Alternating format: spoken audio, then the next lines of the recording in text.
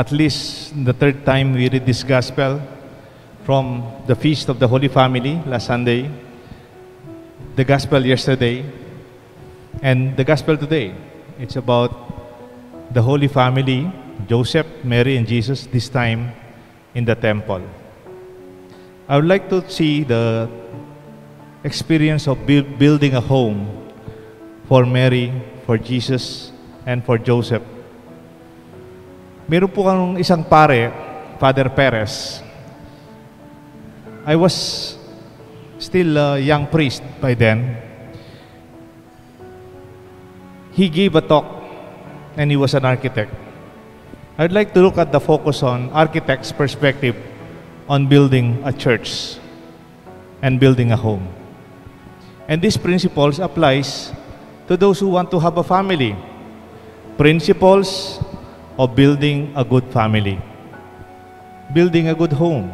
Saktong-sakto pa naman, nandito yung mga kaklase ko. Si Rene at saka si Primes. 30 years silang mag-asawa. Their 30th wedding anniversary. And also yung kaibigan natin sa Florida Blanca, si Jovi, si Dr. Aguas, 35 years naman mag-asawa. Tatlo lang principle lang po. How to build a good house and a good home for that. If you talk about house, it is the house, ang bahay, the mortar, the concrete. When we build a home, it is the relationship, it is the family. It flows, it follows. Una, when you build a home, when you build a house, you should know the purpose. Voluntas. Can you repeat that? Voluntas. Voluntas is the volition, the intelligence on why you build the house. Bakit? Anong reason? Kung contractor ka, kung architect ka, kung engineer ka, sasabihin sa'yo, meron akong gustong ipagawa, meron akong pera, may budget ako, dami. Ang tatanong ng contractor sa'yo, ang tatanong ng engineer sa'yo, ang tatanong ng architect sa'yo, what do you want to build and why? This gives you the reason on why you build the house. That house is a purpose of having a home. The purpose-driven life. Di ba may expression, yung always begin with the end in mind. Yung purpose mo bago ka magpagawa, hindi yung pera muna. O huwag ka naman munang bibili ng hollow blocks. Huwag ka munang bumili ng yero. Huwag ka munang bumili ng pintura.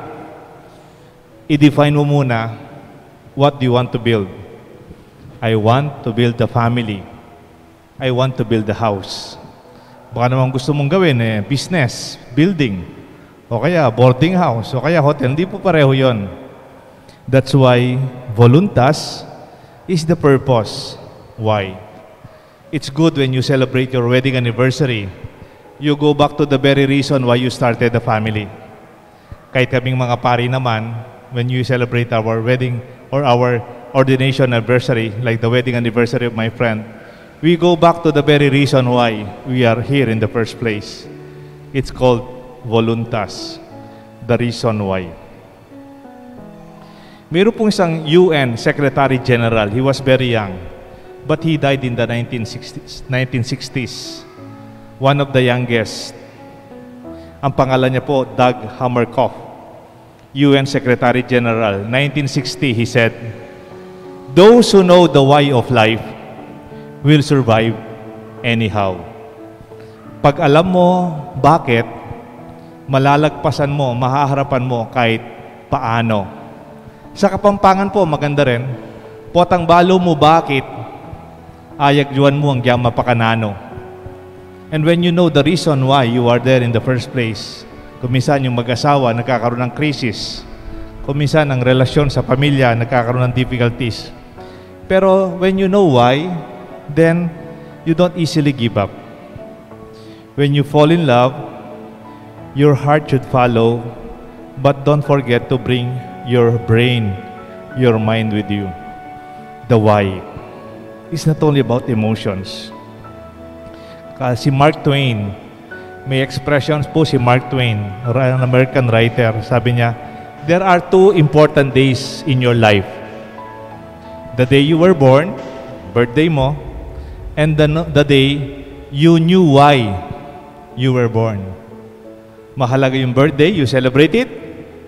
Alam mo, kailan ka isinilang. Pero mahalaga din, pag dumating sa buhay mo, pag nalaman mo, bakit ka isinilang. When you have a sense of purpose and mission in life.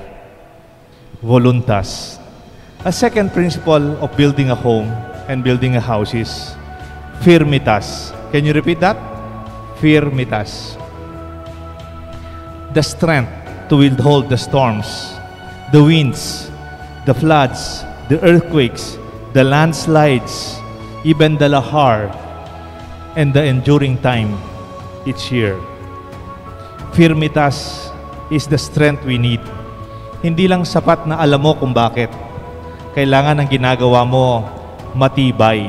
Lalo na sa panahon natin, lalo na sa Pilipinas, patapos na lang ang 2020, mayroon pa yatang umahabol na bagyo.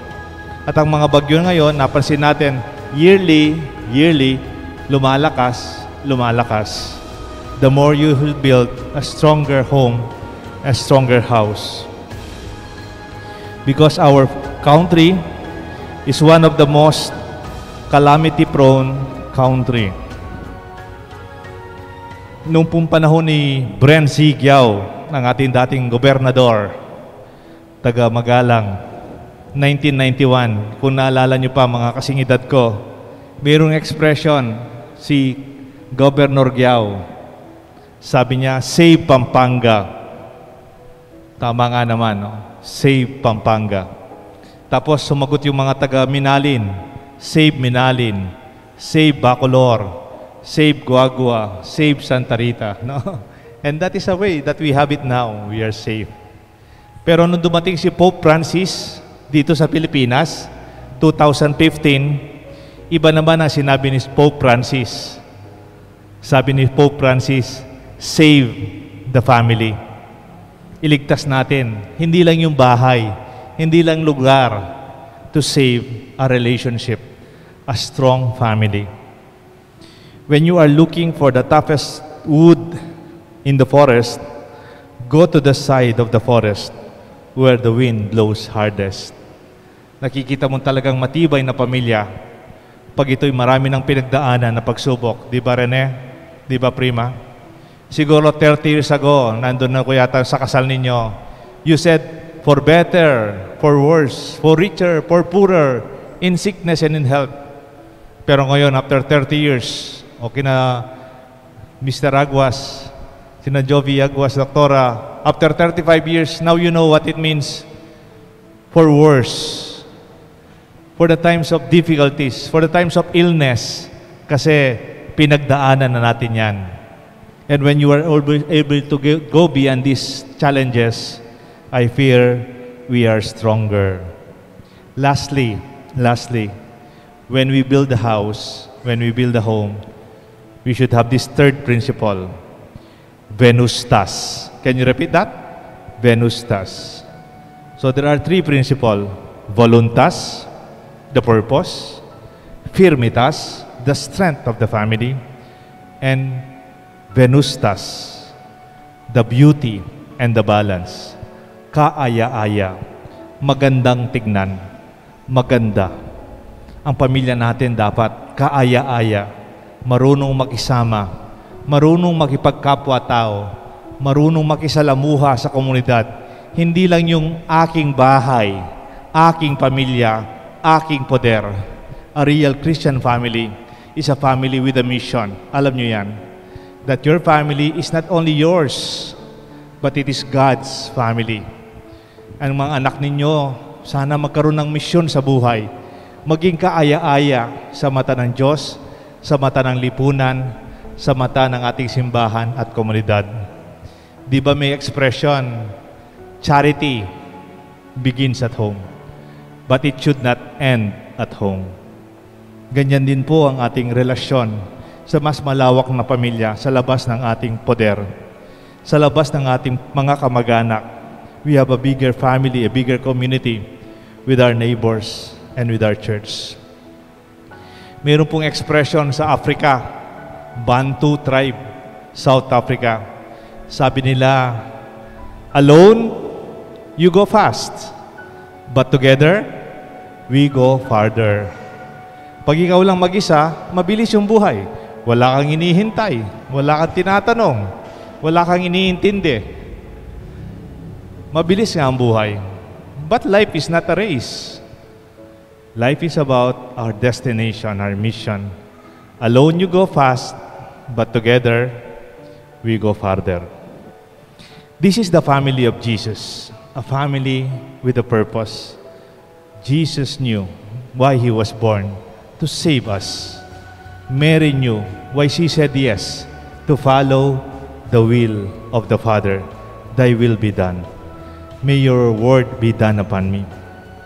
And also for Joseph, he wanted to abandon Mary, but he knew why when he was awakened, and he knew the purpose. When he in a dream, it was explained to him. Firmitas, the strength of the family of Jesus, Mary, and Joseph.